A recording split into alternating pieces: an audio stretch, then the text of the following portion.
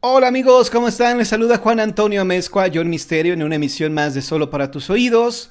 En esta ocasión vamos a hablar un poquito sobre el tema principal de este canal, que son los fantasmas. Vamos a narrar algunas historias y también vamos a profundizar en este tema. Yo espero que hayan tenido un excelente fin de semana. Vamos a iniciar esta semana de abril, una semana muy importante porque se conmemora un aniversario más. Un aniversario más de la desaparición física del gran ídolo de México, Pedro Infante Cruz. El próximo jueves se conmemora un aniversario más de la muerte de Pedro Infante. Pero bueno, ya lo tocaremos, ya hablaremos de este tema el próximo jueves. Ok, queridos amigos, miren, hablar de fantasmas siempre me ha gustado, siempre me ha fascinado y he tratado como de reflexionar mucho en estos temas. Hace poco estaba platicando con una amiga y bueno, tengo años de no verla, sinceramente. Solamente estoy esperando que pase un poquito esto de la pandemia para vernos. Y si esto sucede, pues ya saben, tomar precauciones, cubrebocas y las medidas de seguridad que son necesarias. Entonces, yo le pregunté a esta amiga, que la conocí precisamente en la universidad, cuando estudiábamos periodismo, si ella creía en la existencia de los fantasmas, y ella me dijo que no cree en la existencia de los fantasmas porque, bueno, piensa que estos temas, bueno, pues evidentemente es más la imaginación de esas personas que han tenido experiencias con fantasmas, según ella, ¿no? Y es muy respetable esta opinión, y hay mucha gente que también son escépticas y no creen en el tema de los fantasmas, en muchas ocasiones por miedo, porque yo les he preguntado, ¿por qué no crees en la existencia de los fantasmas? Y te dicen, no, es que no pueden existir. No creo que existan, creo que es la imaginación de las personas. Pero ¿cuál es tu argumento? ¿Por qué dices que no pueden existir los fantasmas? Y realmente no dan una justificación o no dan un argumento que sea sólido, ¿ok? El hecho de creer por creer, es decir, el hecho de creer cualquier cosa o de creernos cualquier cosa, también no es nada saludable. No es correcto y no es como lo ideal el hecho de creer por el simple hecho de creer en un fenómeno como es el fantasma o la presencia de los ovnis, ¿no? Que ese es otro tema apasionante. Pero bueno, el hecho de creer en los fantasmas o no creer en los fantasmas no tiene absolutamente nada que ver si en verdad existen o no. Y aquí pongo un ejemplo muy sencillo que creo que podemos aplicar en este fenómeno de los fantasmas. Vamos a viajar o vamos a imaginar que viajamos en el tiempo y nos dirigimos a una época, al siglo II, al siglo V o al siglo X, cuando todavía no existía o todavía no se inventaba el microscopio. El microscopio evidentemente vino a demostrar que existían seres que uno nunca se hubiera imaginado que pudieran existir. De hecho, si le preguntáramos a una persona del siglo X o del siglo VIII, del siglo que no haya existido el microscopio, si tú le preguntaras, oye, ¿tú crees que existan los microbios? ¿Crees que existan seres diminutos que no se pueden ver a simple vista y que interactúan con nosotros y que en algunas ocasiones hasta nos pueden hacer daño, nos pueden enfermar, pero no los podemos ver a simple vista? ¿Tú crees que exista una bacteria, un virus? Evidentemente, para esa persona de ese siglo, solamente creía en lo que sus ojos podían ver. Por lo tanto, si yo le pregunto a una persona del siglo V o del siglo VIII, oye, ¿tú crees que existen seres diminutos que interactúan con nosotros? Nos dirían que no creen porque nunca han visto a un virus o a una bacteria. ¿Qué fue lo que pasó? Que fue necesario que se inventara el microscopio para entonces ahora sí creer en la existencia de los virus y de las bacterias, que bueno, independientemente si creías o no creías que podían existir seres diminutos tan chiquitos que no eran visibles al ojo humano, pues interactuaban con nosotros. Nos enfermaban, las cosas se echaban a perder, la comida se echaba a perder por las bacterias, evidentemente, y entonces ahí el sistema de creencia no tenía o no tiene nada que ver con esto. Con los fantasmas pues pasa, es diferente, evidentemente, porque habrá gente que diga, bueno, los fantasmas, yo no creo en los fantasmas porque nunca he visto uno y tampoco interactúan con nosotros. Bueno, eso es lo que una persona podría creer, que no interactúan. Yo te puedo decir que hay fantasmas que interactúan con nosotros, pero que tal vez nosotros no nos percatamos de esta situación. Ahora te vas a preguntar, ¿cómo es esto posible? ¿Cómo es que interactúan los fantasmas y nosotros no nos damos cuenta? Bueno, a lo mejor eres tan distraído que no te das cuenta que alguien cambió de lugar tus llaves. Quizá eres tan distraído que no te has dado cuenta que tu chamarra está en otro lugar donde tú no la pusiste. A lo mejor eres tan distraído que no te has dado cuenta que, no sé, que algo en particular, vamos a suponer dinero, ya no se encuentra en el lugar en donde tú lo dejaste. De esta manera interactúan los fantasmas, que también cabría la posibilidad que se traten de los duendes, de los gnomos, que también les gusta hacer este tipo de bromas, esconder las cosas y ponerlas en lugares, en los lugares menos esperados. Entonces quizá, tal vez, podría ser que no te has percatado de esto, que a lo mejor eres una persona tan distraída que no te has percatado de esta situación, que dejas en un lugar las llaves y que aparecen en otro sitio. Otra situación de la presencia de los fantasmas, que quizá a lo mejor en alguna ocasión te has dado cuenta de esto, es la presencia de aromas inexplicables, aromas extraños. Vamos a suponer que estás acostado en tu cuarto, en tu habitación, y de repente te llega un olor a flores, un olor a rosas, y dices, ah caray, ¿de dónde viene ese olor? Si no hay perfume, no tengo en esta habitación un perfume que tenga un aroma parecido, y tampoco tengo flores, ¿de dónde viene ese aroma? Bueno, podría ser la presencia de un fantasma, porque recuerda que los fantasmas se pueden manifestar de diferentes formas. En algunas ocasiones no se ven, pero se escuchan o te pueden tocar, y obviamente es cuando es más el miedo, porque pues no te esperabas que, pues no sé, que te jalen de las greñas, del cabello, o que te toquen la cara mientras estás dormido. Entonces la verdad es que la presencia de los fantasmas es difícil en ocasiones de percatarnos de la presencia de los fantasmas, porque podemos ser personas muy distraídas o estamos en otro rollo y no nos damos cuenta de este tipo de cosas. Entonces sí te diría que debes de tener un poquito más de visión o ser más cuidadoso con tu entorno, ¿ok? Y hay algunos casos donde el fantasma se manifiesta tal y como fue en vida, o simplemente se llegan a manifestar como sombras, o te azotan una puerta, o te tocan una ventana, etcétera, etcétera. Así que los fantasmas, en verdad, pueden interactuar con nosotros, pero no nos damos cuenta, ¿ok? Creo que este dato o este punto ya quedó más que claro. Ahora bien, ¿qué historias de fantasmas nos podemos el día de hoy platicar de fantasmas que interactúan con nosotros y que no nos damos cuenta sino tiempo después? Hay muchas historias de personas que han estado en peligro y que en un momento dado reciben el apoyo, reciben la ayuda de una persona que después se dan cuenta que esa persona realmente no existía. Aquí te puedo platicar una experiencia que vivió mi papá cuando él era chofer.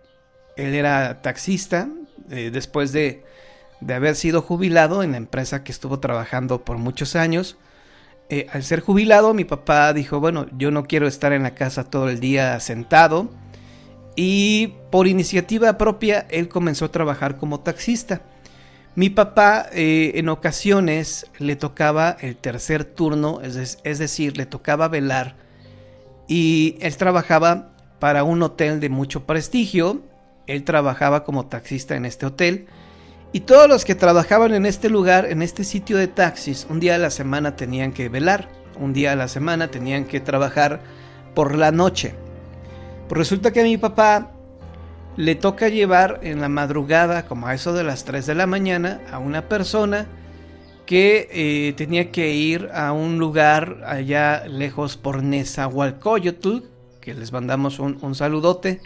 Y bueno, mi papá lo llevó de Cuautitlán Izcalli hasta Nezahualcóyotl.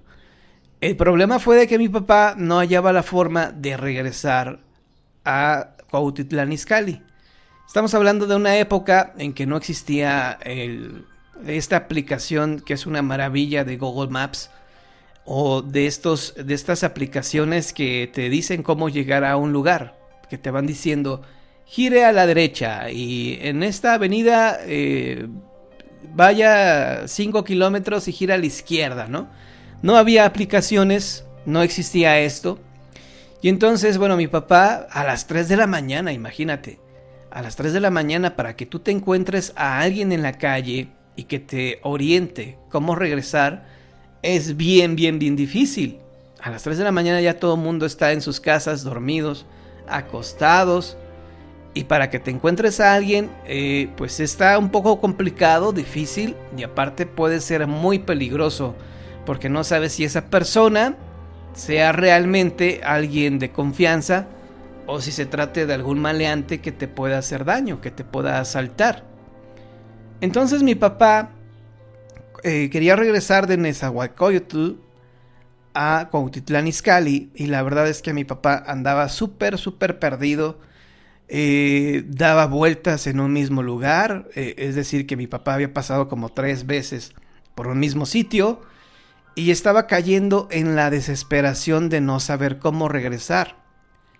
Dice que por casualidad se encontró a una persona que andaba, un señor, fíjense, un viejito como de 65 años de edad, 70, se lo encontró en la calle y le dijo: oiga, disculpe, ¿usted me puede decir cómo me puedo retornar a la carretera fulana de tal? Voy a Cuautitlán Izcalli y necesito regresarme por el periférico, ¿no? Y entonces este señor le dijo: ah, sí, mire, se tiene que ir por este lado, y luego tiene que meterse en unas callecitas así angostas, y luego tiene que salir a una calle pues un poco cerrada y así, ¿no? O sea, lo mandó, o le estaba dando instrucciones que se tenía que ir por calles muy pequeñas y peligrosas. Y le dijo el señor: pero mire, si quiere, me puedo ir con usted. Yo ahorita voy para tal lado y me deja sobre la avenida que usted tiene que tomar. Me deja ahí y usted ya se va todo derecho. Ya ahí llegando, usted ya sabe cómo regresarse, porque ya es la avenida que usted está buscando. ¿Qué opina? Y entonces mi papá le dijo que sí, ¿no? Pues ya mi papá estaba tan desesperado que le dijo: pues sí, súbase por favor. Se sube este señor en el asiento de atrás, y este señor le iba diciendo cómo regresar, ¿no? Le dijo: aquí váyase a la derecha, aquí tome a la siguiente calle a la izquierda, y así, ¿no? Entonces dice mi papá que sí estuvo un poco complicado cómo regresar, y efectivamente lo deja sobre la avenida que era la que estaba buscando mi papá, y le dijo: bueno, ya de aquí usted se va todo derecho y ya se incorpora al periférico. Ah, ok, muchas gracias.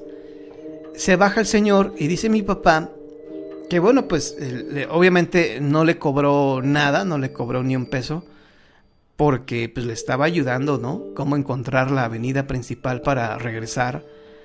Y dice mi papá que sintió la curiosidad por mirar o por ver hacia dónde esta persona se iba a meter, ¿no? Ya eran casi las 4 de la mañana.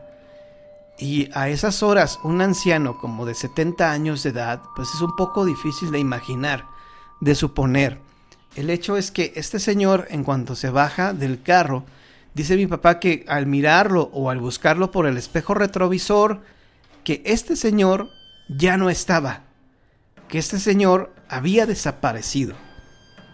Dice mi papá que sintió mucho frío, un escalofrío que recorrió todo su cuerpo y dijo, ah caray, quizás se trataba de un fantasma que hizo una buena acción porque me dijo cómo regresar, ¿no? Cómo me podía regresar a Cuautitlán Izcalli.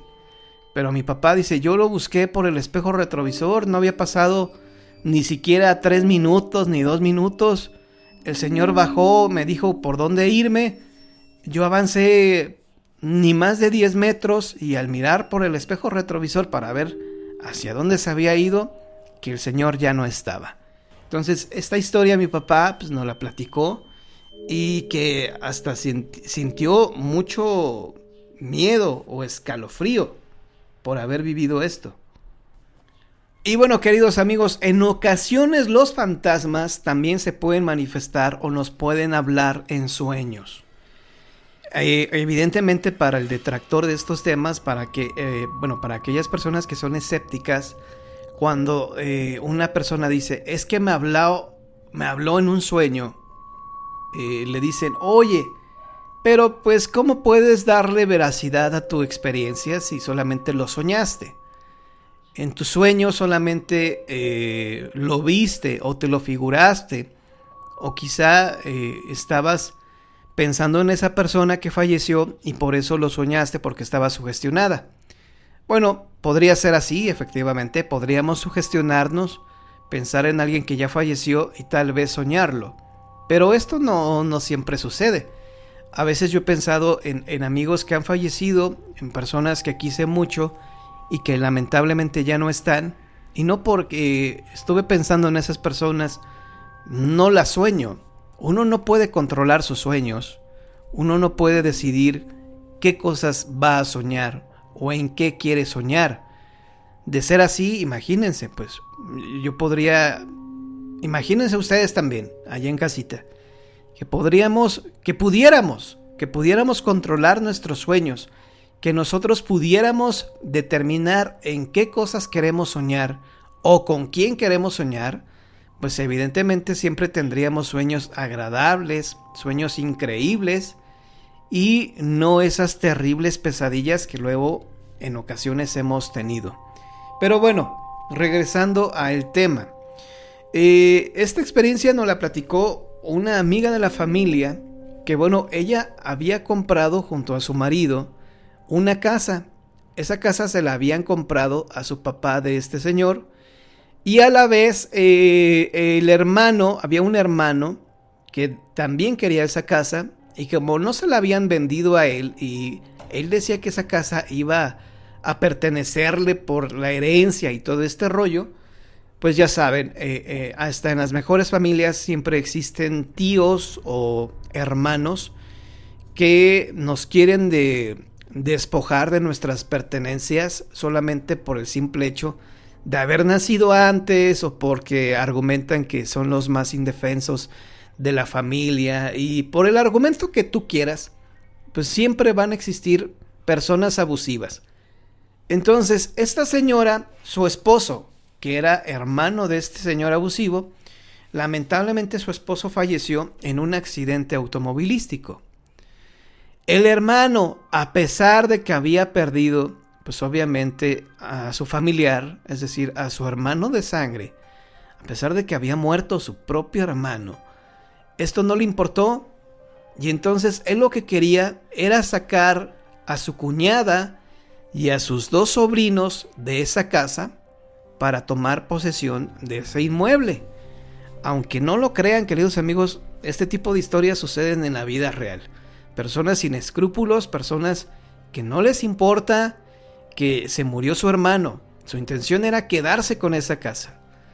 Entonces, este hermano pues decía que él argumentaba que tenía un documento firmado por su papá donde a él lo designaban como el único heredero de esa propiedad.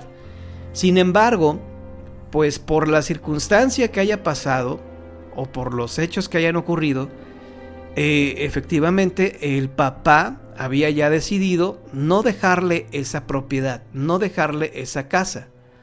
No sé qué había hecho, que provocó el enojo, provocó la ira del Señor, y entonces decidió cambiar su testamento. Y el papel que tenía este hermano, pues ya no estaba vigente y ya no era válido, porque el Señor había decidido cambiar su testamento y no dejarle la propiedad a él.